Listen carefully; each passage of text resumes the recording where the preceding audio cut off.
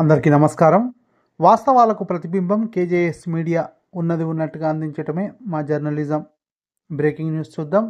8వ వేతన సంఘం ఏర్పాటు, కేంద్ర క్యాబినెట్ కీలక నిర్ణయాలు.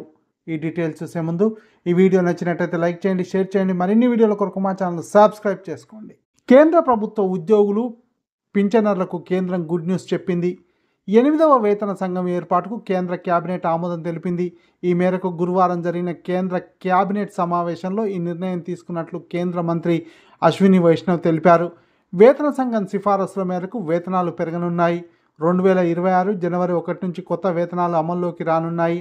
త్వరలోనే కొత్త కమిషన్ చైర్మన్, 2 సభ్యులను నియమించనున్నారు. షార్లో 3వ లాంచ్ ప్యాడ్ను ఏర్పాటుకు కేంద్ర క్యాబినెట్ ఆమోదం. శ్రీహరికోటలోని సతీష్ ధావన్ స్పేస్ సెంటర్లో షార్లో 3వ లాంచ్ ప్యాడ్ నిర్మాణానికి కేంద్ర క్యాబినెట్ ఆమోదం తెలిపింది. 3,985 కోట్ల వ్యయంతో 3వ లాంచ్ ప్యాడ్ను నిర్మించనున్నారు. ఎన్జీఎల్వి ప్రయోగాలకు అనుగుణంగా 3వ లాంచ్ ప్యాడ్ నిర్మాణాన్ని చేపట్టనున్నారు. ఎన్జీఎల్వి ద్వారా భారీ ఉపగ్రహాలను కక్షలో ప్రవేశపెట్టే అవకాశం ఉంటుంది. ఈ వీడియో నచ్చినట్లయితే లైక్ చేయండి, షేర్ చేయండి. మరిన్ని వీడియోల కొరకు మా ఛానల్ సబ్స్క్రైబ్ చేసుకోండి.